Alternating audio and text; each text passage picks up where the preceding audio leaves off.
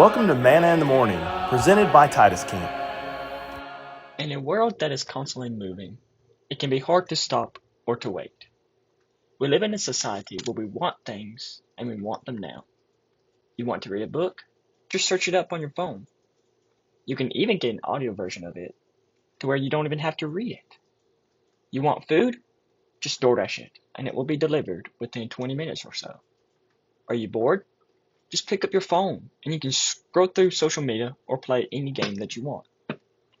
The world around us tells us that we should get what we want, when we want, and how we want. But in James 5, 7 through 8, we see a different concept, the concept of being patient. James 5, 7 through 8 reads, "Be patient, then, brothers and sisters, until the Lord's coming.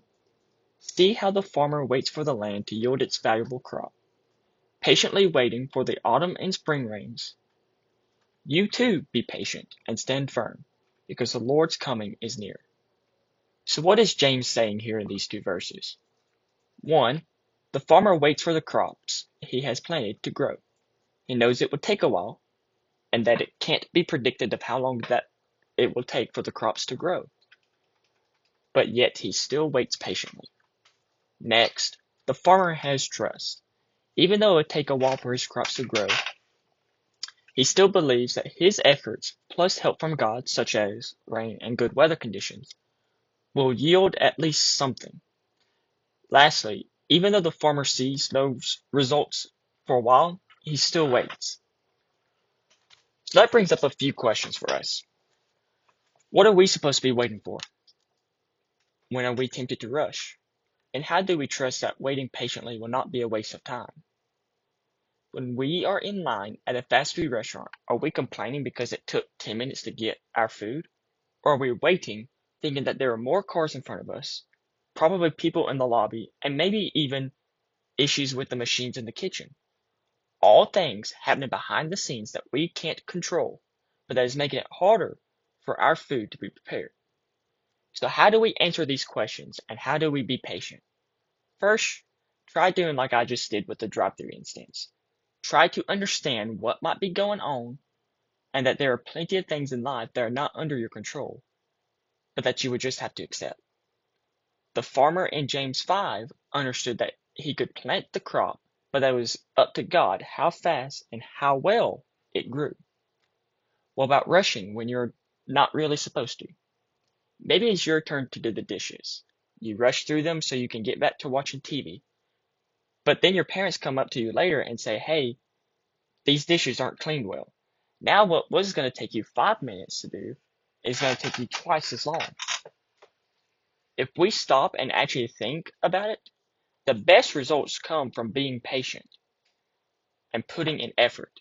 The easiest way to make mistakes is to just not be patient, not put in any effort.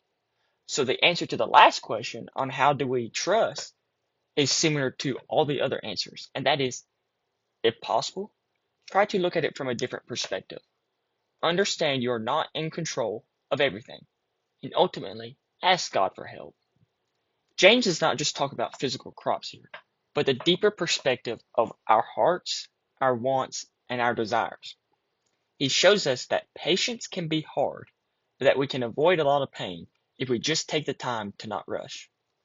There are many more examples in the Bible of those who waited patiently, even though it was not ideal.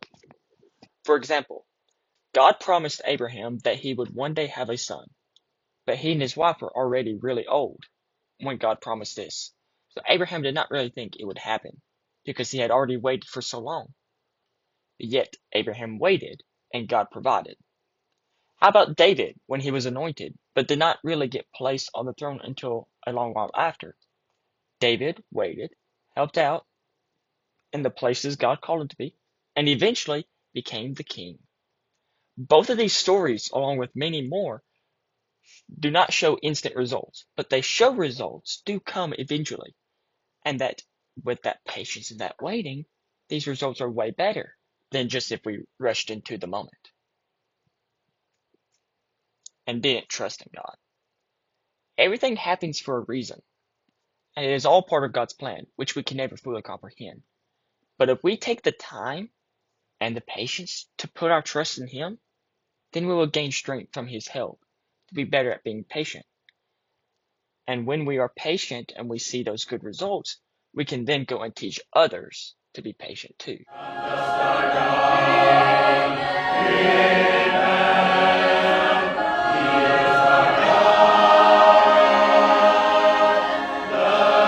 Thank you for tuning in to Man in the Morning, presented by TITUS Camp.